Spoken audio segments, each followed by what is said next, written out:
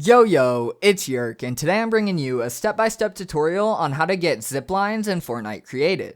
By the end of this tutorial, you'll be able to get a working zipline just like this one in your own creative maps. But first, our sponsor. Core is the new free game creation platform that lets you create your own games with no coding experience required. Core eliminates all the barriers preventing anyone from making, publishing, and playing games. Core is a great way to start making games. Simply drag and drop thousands of free, high-quality music, sound, and art assets to bring your creativity into a real game. Core allows you to get all the power of Unreal Engine whether you're a beginner or a veteran. With their one-click publishing, you can build games from scratch, or you can remix and reimagine content shared by other creators, and when you're ready to publish, your game will go live instantly on the Core platform with the click of a button. That's right, no support or creator code needed. Core takes care of all the hassle that usually goes into making a game, and it's completely free. You can get Core now by clicking the link in the top of the description. And also, I'd like to give credit to Shride. He's a great content creator who also makes awesome tutorials,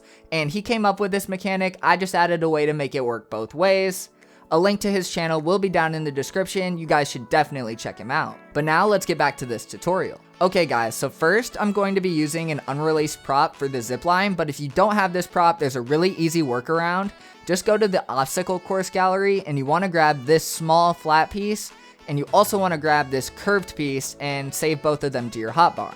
Then you're going to place down the flat piece and you're going to want to shrink it along the width axis and then rotate it so that way it's sticking straight up in the air. Then you're just going to place 3 or 4 of them down on top of each other just like I'm doing in the video, and then we're going to pull out the curved piece and we're just going to rotate it so we can stick it right on the top of our pole. Then you just want to grab the straight piece again and rotate it so that way it connects to the curved piece, and there's your makeshift zipline. Okay, now we're really going to get started. Head to wherever you want your zipline to be, and you want to make sure that the zipline is at 2 different elevations. Then you're just going to place your first one down, then head down wherever you want the zipline to go, and you're going to place down the second one. Then you're going to open up the creative menu and you're going to search for Ring Gallery A. Open up this gallery and you want to grab the long skinny black bar and place it down. Then you want to resize it along the height axis and make it long enough to connect between your 2 ziplines. And then we're going to rotate it, and I recommend turning grid snap off for this, and you want to rotate it and connect the 2 ziplines. Then we're going to go to the devices tab and we're going to place down the objective device gallery. We can go ahead and delete all of the objective devices except for the blue square objective device because that's the only one we're going to need. Then open up the settings and we want to set the health to invulnerable. And we also want to set visibility during game to off. Then click OK, and now we want to resize the device to make it as small as possible.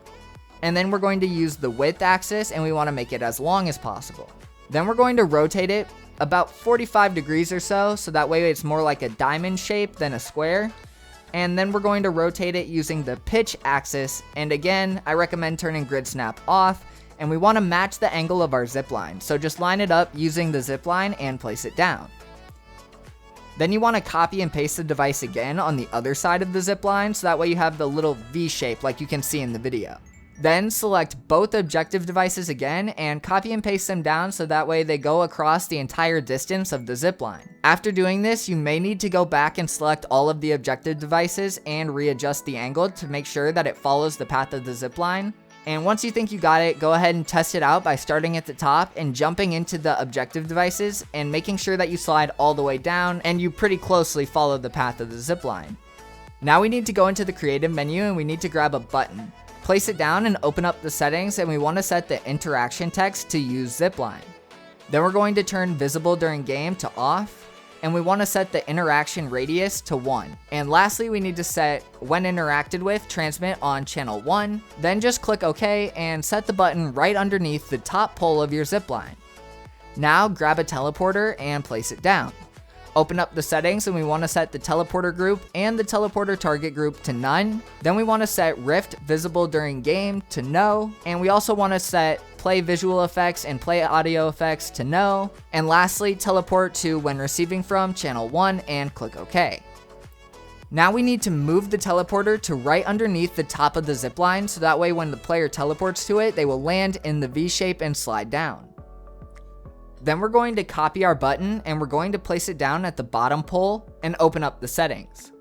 All we need to change is when interacted with, transmit on channel 2 and click OK.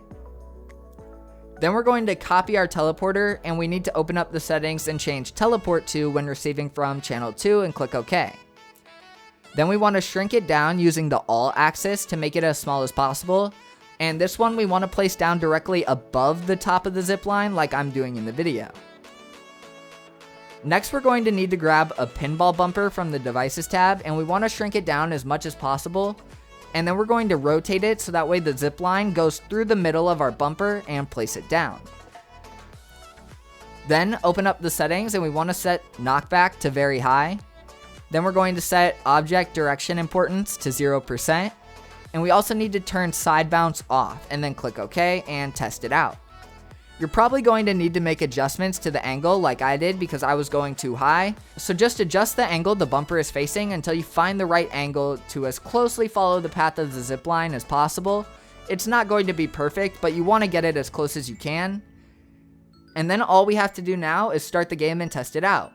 Walk up to your zipline and interact with the button and you'll slide down the zipline, and when you get to the bottom, interact with it again and you'll bounce back up to the top. And that's how you make a zipline in Fortnite Creative. That's all I have for this video, but if you want, feel free to check out some of my other videos that are on screen now. Don't forget to check out our sponsor Core by clicking the link in the top of the description. Thank you all so much for watching, and as always, stay up.